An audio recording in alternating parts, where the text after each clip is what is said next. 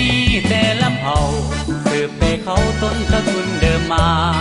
เอกลักษณ์แต่งกายงามตาสาวหลวงน้ำทาลานเจ้ามอมหลวงไปเที่ยวเมืองสิงห์กินข้าวซอยอาหารพื้นบ้าน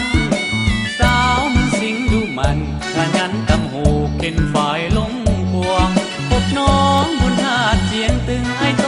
ตะลึงยืนทรงงงงวง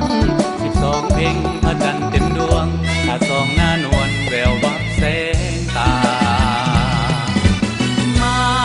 เห็นน้องสาวเมืองรองจนอายห้องโอ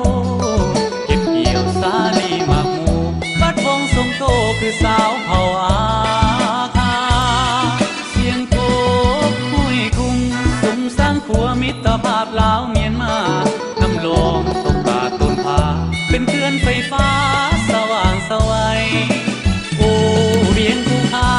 เมืองเดิมดาผู้ค้าหญ้าไตมาเห็นแล้วติดใจสาวผู้ค้าไว้ดูมันงามลายน้องปลูกต้นยางพาราขายเป็นสินค้า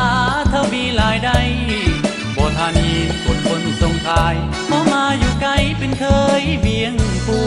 ค้ายามเมืองวิลสนนาแลอย่าลืมแวะบ้านเขาทำน้ำกรูดถึงเขตผู้ดอยหลายสุดบ้านลาวสาวพูดอยู่เรียบน้ำทาสามัคคีห่วมเผ่าดีแท้สาวนาแล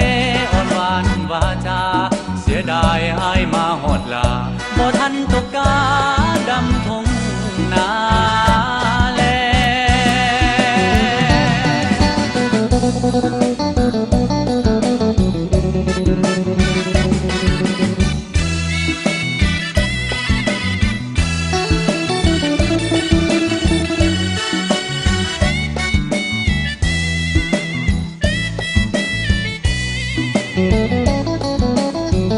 Thank you.